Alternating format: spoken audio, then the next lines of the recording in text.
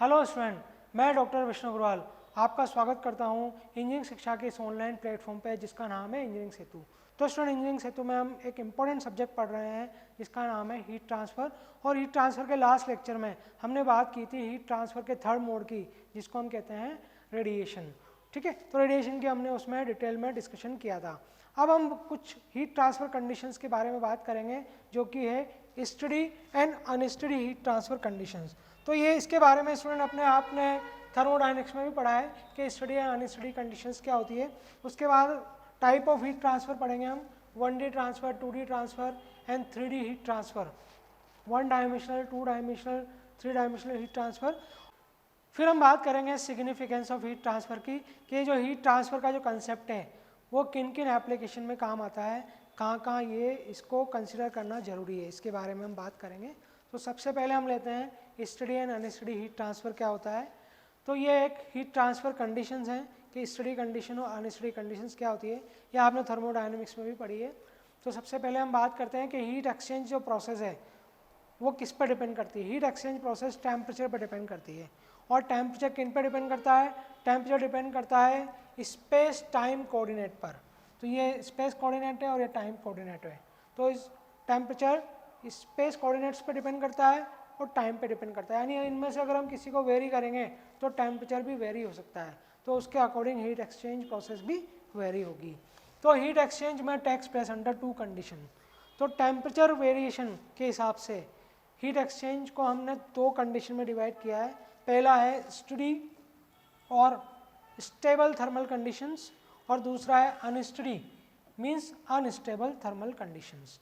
तो steady thermal conditions क्या होती है? If the temperature is the function of only space coordinate then it is called steady condition, यानी time के साथ उस पर कोई वेरिएशन नहीं आएगा, ओनली स्पेस कोऑर्डिनेट की वजह से उसमें वेरिएशन आएगा। तो ये कंडीशन क्या होती है? ये स्टडी कंडीशंस होती है। तो ये देखिए स्टडी स्टेट कंडीशन हमने पढ़ा भी था जब हमने स्टडी एनर्जी फ्लो इक्वेशन पढ़ी थी हमने, कि टाइम के साथ उसमें मास फ्लो रेट चेंज नहीं होती। तो टाइम के साथ अगर कोई प्रॉपर्टी चेंज नहीं हो रही है, कोई भी प्रॉपर्टी अगर चेंज नहीं हो रही है टाइम के साथ, ठीक है, तो ये हम कहेंगे, इसको हम कहेंगे स्टडी स्टेट कंडीशन। ओके, तो steady state implies that the temperature at each point of the system remains constant in the course of time. तो टेम्परेचर क्या है? एक सिस्टम की प्रॉपर्टी है। तो अगर ये सिस्टम की प्रॉपर्टी टाइम के साथ कांस्टेंट है, टाइम के साथ वेरी नहीं हो रही है, तो that is called steady state condition. तो it is only the function of space coordinate. तो ये सिर्फ स्पेस कोऑर्डिनेट का फंक्शन है, यानी टेम्परेचर एक्स वाई जेड के साथ चेंज हो रहा है, टाइम के साथ चेंज नहीं हो रहा है। ठीक है, तो अगर कोई भी प्रॉपर्टी का टाइम के साथ चेंज नहीं होती तो उसका जो टाइम के रेस्पेक्ट में डिफरेंशिएशन जो होगा वो ज़ीरो होगा। इसका ये कब होता है? जब टी कांस्टेंट हो, कांस्टेंट का डिफरेंशिएशन जीरो होता है। ठीक है, तो यहाँ पर टाइम का टेम्परेचर का जो डिफरेंशिएशन है टाइम के साथ वो ज़ीरो होगा। इट मीन्स टेम्परेचर टाइम के साथ चेंज नहीं हो रहा है। तो steady state means constant rate of heat exchange. ठीक है, constant rate of heat exchange का मतलब है Q in is equal to Q out. तो जितनी हीट अंदर आएगी सिस्टम के, उतनी हीट सिस्टम से बाहर चली जाएगी, यानी नेट हीट एक्सचेंज क्या हो गया? नेट हीट एक्सचेंज जीरो हो गया। ठीक है, नेट हीट कितनी हो गई? जीरो हो गई टाइम के साथ। तो net heat exchange with respect to time zero. There is no change in the internal energy of the system during the process. तो जब टेम्परेचर चेंज नहीं हो रहा है टाइम के साथ, तो इंटरनल एनर्जी भी चेंज नहीं होगी। So there is no change in internal energy of the system during this process. क्योंकि इंटरनल एनर्जी किस पर डिपेंड करती है? इंटरनल एनर्जी टेम्परेचर पर डिपेंड करती है। अगर टेम्परेचर कांस्टेंट रहेगा तो इंटरनल एनर्जी भी कांस्टेंट रहेगी। अब एग्जांपल है स्टडी स्टेट हीट ट्रांसफर के, cooling of electric bulb by surrounding atmosphere. तो ये जो बल्ब है हमारे, जो हम रूम में जलाते हैं, इसको जला के आप छोड़ दें तो ये एटमॉस्फेयर की जो एयर है उससे कूलिंग होएगी इसकी।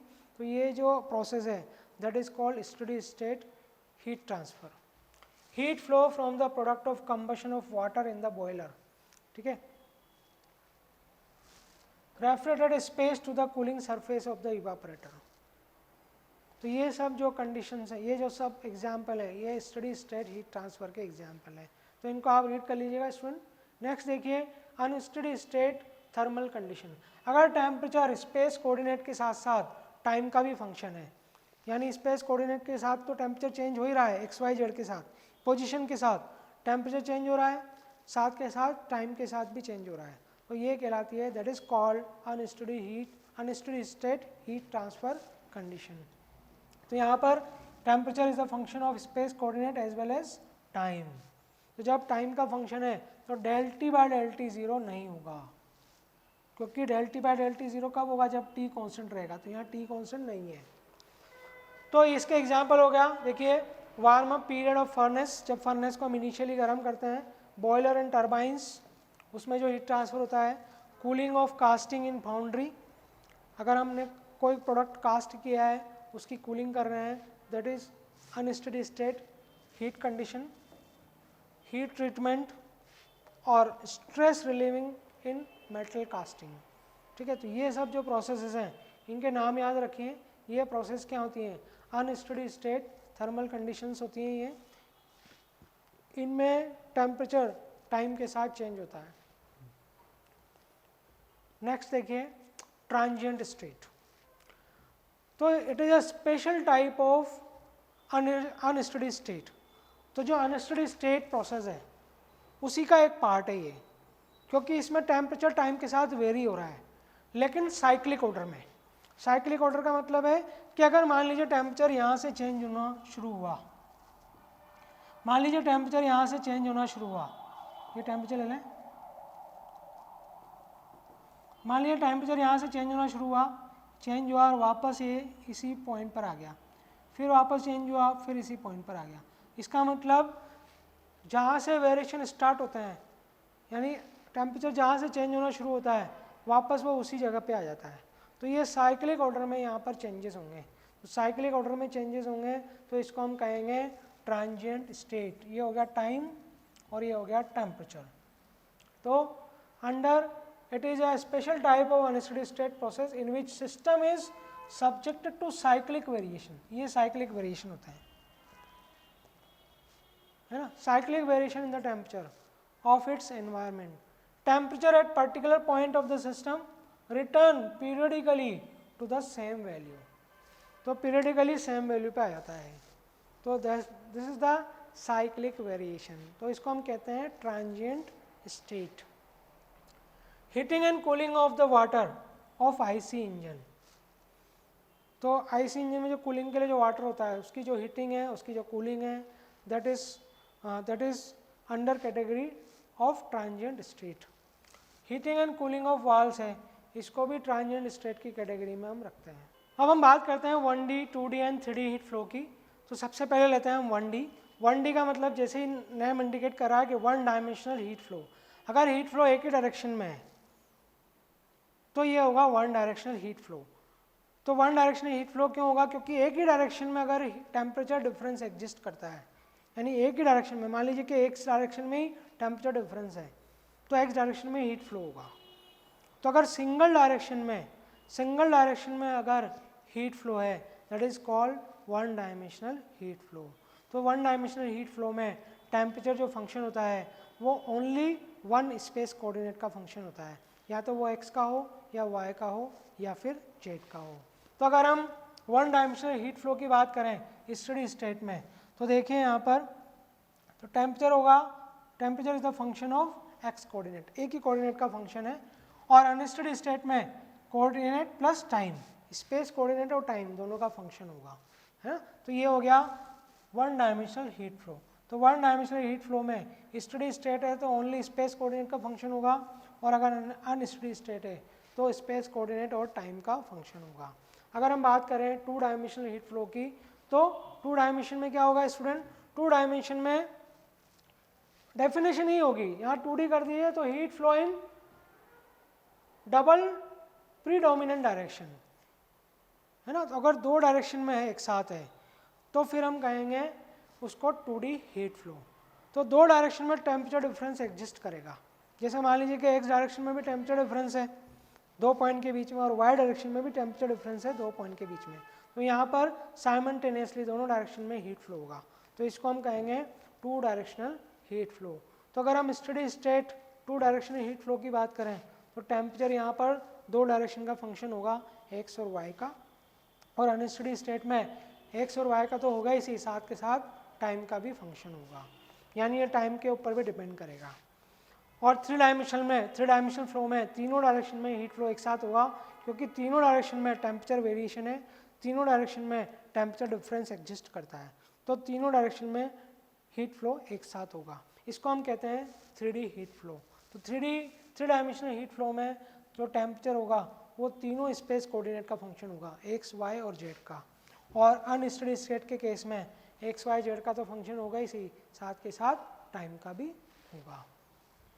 तो अगर मान लीजिए कि ये हमने एक बॉक्स ले लिया, 3 डायमेंशनल ज्योमेट्री ले ली हमने, ये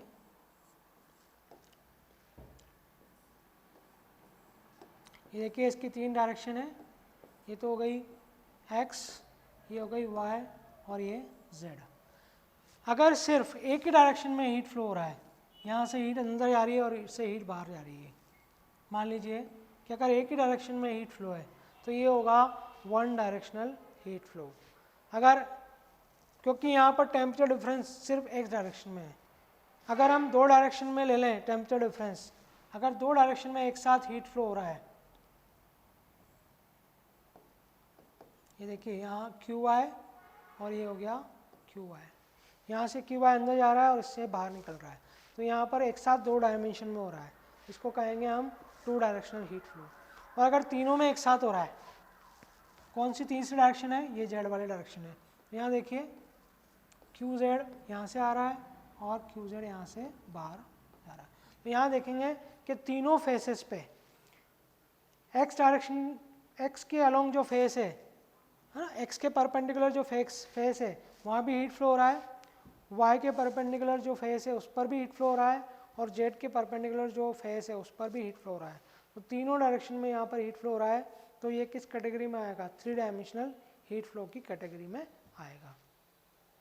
अब हम बात करते हैं सिग्निफिकेंस ऑफ हीट ट्रांसफ़र की। इसमें हम ज़्यादा टाइम नहीं लेंगे स्टूडेंट, क्योंकि सारी एप्लीकेशन है आपको एक बार पढ़नी है और आपको ध्यान रखनी है कि किस किस एप्लीकेशन में हीट ट्रांसफ़र का सिग्निफिकेंस है, हीट ट्रांसफ़र का कंसेप्ट हमारे लिए पढ़ना क्यों ज़रूरी है, क्योंकि इन सब एप्लीकेशन में हीट ट्रांसफ़र की यूटिलिटी है।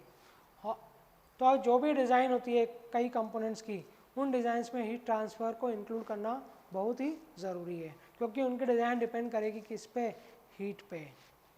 तो यहाँ देखिए सबसे पहले लेते हैं हम design of steam generator. Steam generator क्या होते हैं, बॉयलर होते हैं, ठीक है। तो बॉयलर के डिज़ाइन में ले लें, कंडेंसर के डिज़ाइन में ले लें, हीट एक्सचेंजर के डिज़ाइन में ले लें, ये सब पावर प्लांट के इक्विपमेंट है जहाँ पर पावर जनरेट होती है, तो वहाँ पर हीट का बहुत बड़ा रोल है, क्योंकि स्टीम से ही हम पावर जनरेट करते हैं, है ना। तो वहाँ पर क्या है, हीट ट्रांसफ़र का बहुत बड़ा रोल है। तो ये जितने भी कंपोनेंट्स हैं ये सब स्टीम पे बेस्ड हैं, हीट ट्रांसफ़र पे बेस्ड हैं, तो इनकी डिज़ाइन में हीट ट्रांसफ़र का बहुत बड़ा सिग्निफिकेंस है। इस तरह सोलर एनर्जी कन्वर्जन इक्विपमेंट, जितने भी सोलर एनर्जी कन्वर्जन इक्विपमेंट है वहाँ हीट भी साथ के साथ ट्रांसफ़र होती है, क्योंकि सोलर एनर्जी किसके फॉर्म में आती है, हीट एनर्जी की फॉर्म में आती है, ठीक है। और वो हीट एनर्जी किस में कन्वर्ट होती है, इलेक्ट्रिसिटी में, हाँ। तो यहाँ पर भी क्या है, हीट ट्रांसफ़र का एक बड़ा रोल है।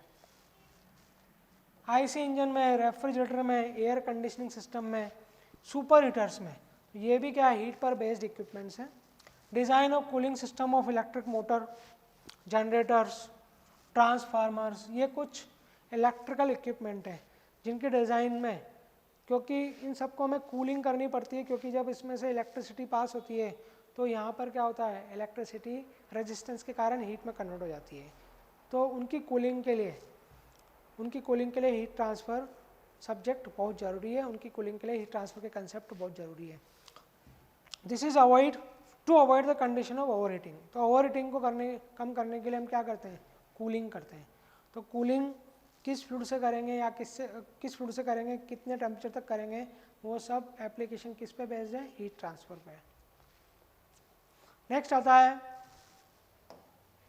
इवापोरेशन, कंडेंसेशन, हीटिंग, कूलिंग, ये सब क्या है, हीट ट्रांसफ़र प्रोसेसेस हैं, ठीक है, इवापोरेशन ले लें या कंडेंसेशन करें, हीटिंग है, कूलिंग है, ठीक है, ये सब हीट ट्रांसफर पे बेस्ड है। Construction of dams and other heavy structures, वहाँ पर भी हीट ट्रांसफ़र का बहुत बड़ा रोल है, क्योंकि जब हम दो बीम्स को आपस में कनेक्ट करते हैं तो बीम का जो टेम्परेचर के कारण जो एक्सपांशन होता है उसको भी कंसिडर किया जाता है, क्योंकि अगर आप दो बीम के बीच में स्पेस नहीं छोड़ेंगे तो जब गर्मियों में जब ये बीम एक्सपांड होगी तो अगर इनको जगह नहीं मिलेगी तो ये बीम बेंड हो जाएगी। तो यहाँ पर भी एक हीट ट्रांसफ़र का एक बहुत बड़ा रोल है। Functioning of valves and other controlling devices based on temperature changes, आजकल कई इक्विपमेंट ऑटोमेटिक आते हैं, सेंसर बेस्ड आते हैं जो कि हीट पर वर्क करते हैं, तो हीट के अकॉर्डिंग उनका ऑपरेशन होता है टेम्परेचर के according. Thermal control of space vehicles, heat treatment of metals, इनमें भी हीट ट्रांसफ़र का एक बहुत बड़ा रोल है। इसके बाद देखिए, in the design of chimney of the power plant to protect the equipment from excessive heat gain और लॉस, ज़्यादा हीट अगर हम किसी इक्विपमेंट को दे देते हैं उसकी कैपेसिटी से ज़्यादा, तो वो इक्विपमेंट क्या हो सकता है, डैमेज हो सकता है। Heat flow situation where maximum heat transfer is desirable in minimum possible area, तो मिनिमम पॉसिबल एरिया में अगर हमें मैक्सिमम हीट ट्रांसफ़र चाहिए तो कौन सा मेटल लेना पड़ेगा, कौन सी कंडीशंस हमें लेनी पड़ेगी, वो हम हीट ट्रांसफ़र में देखेंगे। जैसे मान लीजिए गैस टरबाइन ब्लेड्स हैं, वॉल ऑफ आईसी इंजन है, कंबशन चैम्बर है, हीट एक्सचेंजर है, outside surface of space vehicles हैं, तो यहाँ सब जगह हमें heat transfer, maximum heat transfer हमें चाहिए यहाँ पर जितना, और हमें ऐसा मेटल चाहिए जो कम एरिया में सबसे ज़्यादा हीट ट्रांसफ़र कर सके, ठीक है। तो उसके डिज़ाइन हम किस में पढ़ेंगे, वो हम पढ़ेंगे हीट ट्रांसफ़र में।